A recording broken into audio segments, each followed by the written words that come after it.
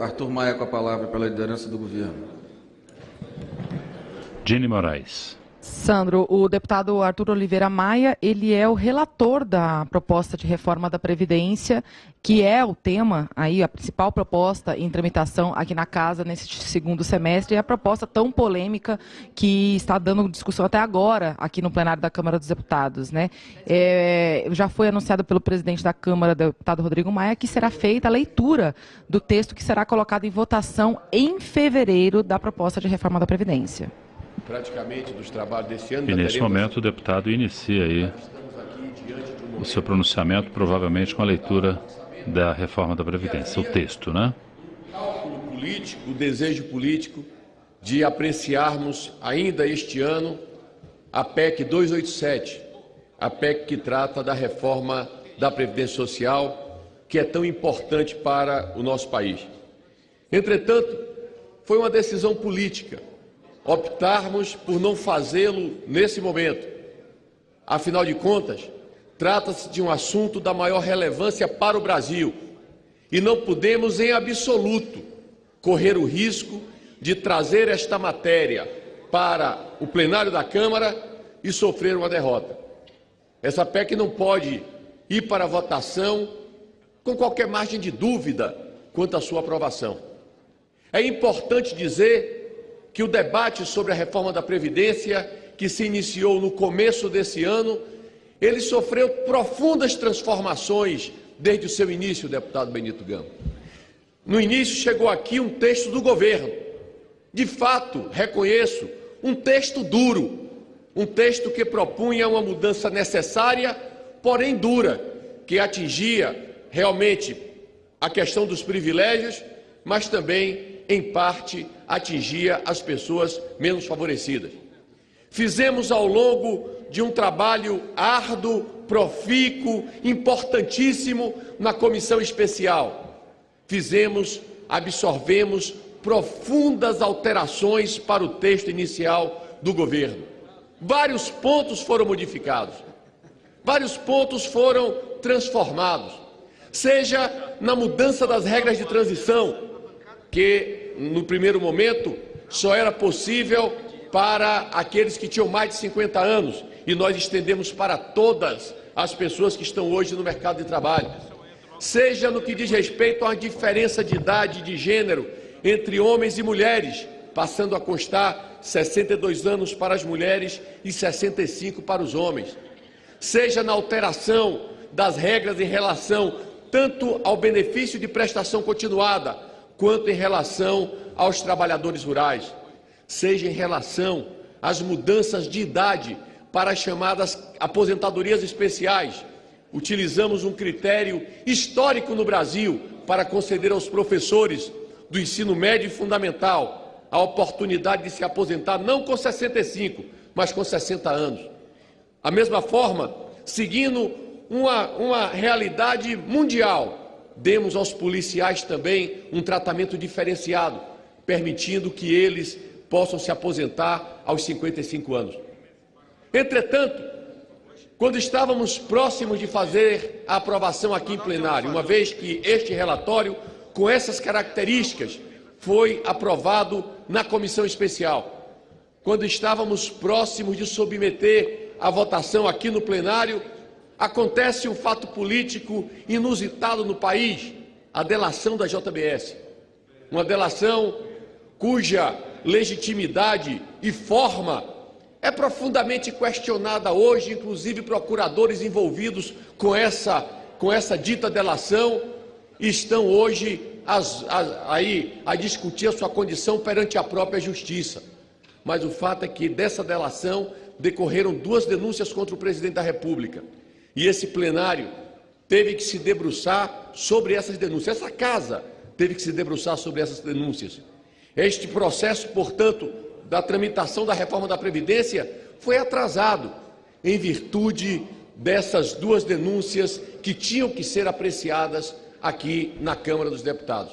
As denúncias foram afastadas e nós, então, voltamos, após esse processo, para a nossa PEC 287, uma PEC necessária para o Brasil.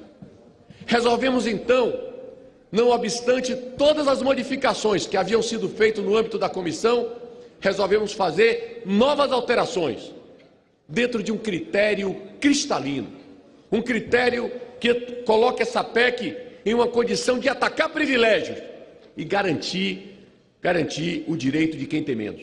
Dentro desse sentido e nessa direção, resolvemos acatar e convergir para uma emenda aglutinativa que, obviamente, ainda não foi apresentada de maneira oficial, mas que eu já tomo conhecimento aqui, apresentada pelos líderes da base do governo, deputado Baleia Rossi. Prorroga a sessão por 1 hora.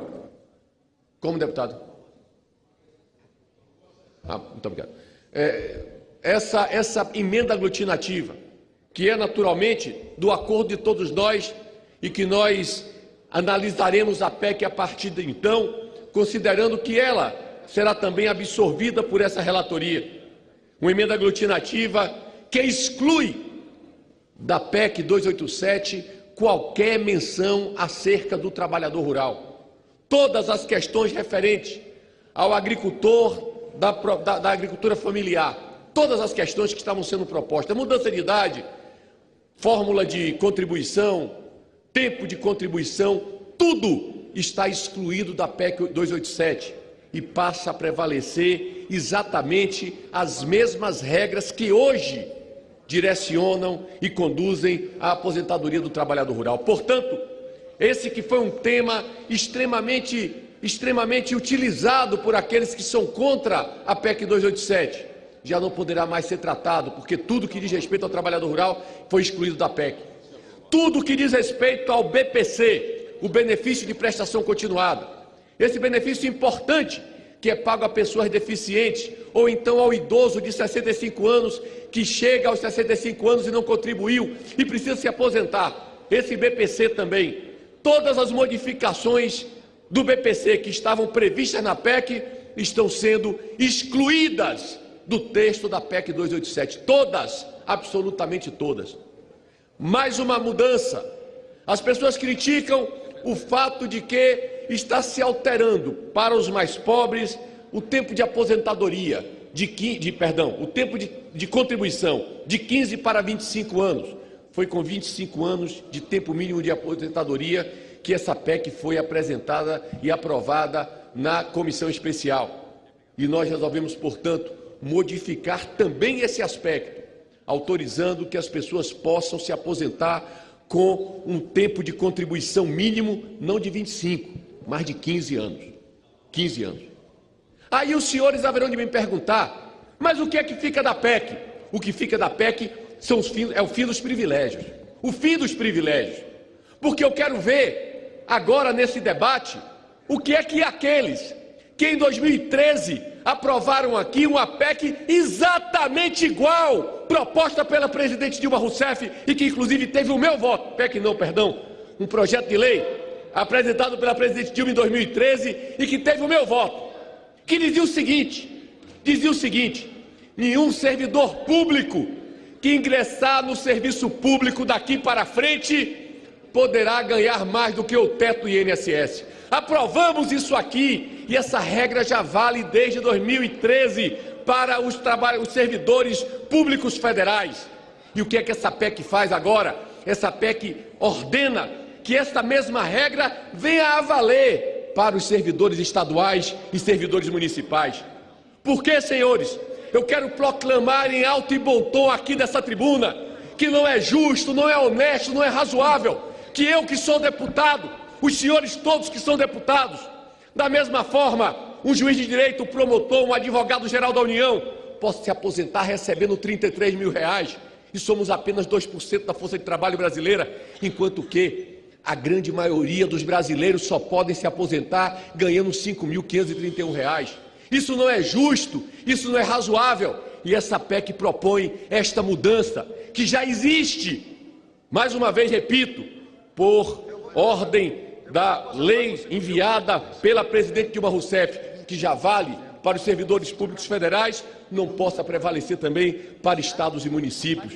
Ora, meus amigos, minhas amigas, estamos diante de uma realidade que a PEC que se coloca é uma PEC que se dirige exclusivamente contra os privilégios, para garantir o direito de quem tem menos, para garantir que aquele que é pobre, que precisa da sua aposentadoria, possa ter direito a ela ao longo de toda a sua vida.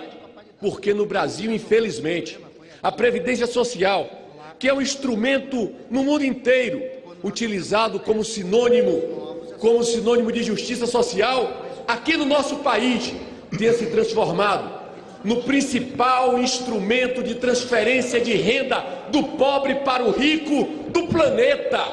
E tenhamos um quadro em que um pequeno grupo de funcionários públicos gasta 1/3 dos 240 bilhões de déficit da Previdência, enquanto 29, isso vale para 700 mil, enquanto 29 milhões de brasileiros aposentados do regime geral gastam os outros 2/3.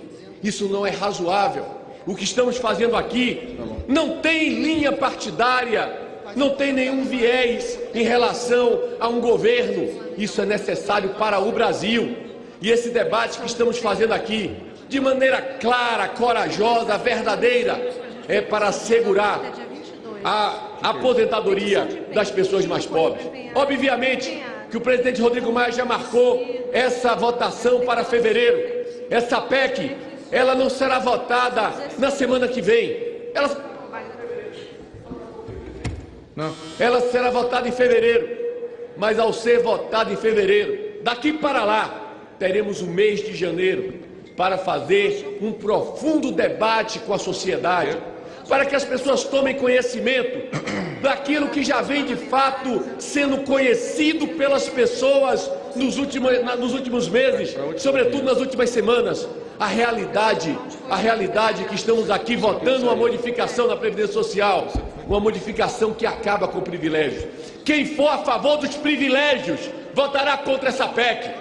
Quem for a favor de preservar que uns se aposentem com 33 mil reais e outros só podem se aposentar com 5 mil, votarão contra essa PEC. Votarão contra essa PEC. Mas aqueles que querem um Brasil mais justo, um Brasil comprometido com o pagamento das aposentadorias de quem tem menos. Inclua o tempo da liderança da maioria ao líder Arthur Maia.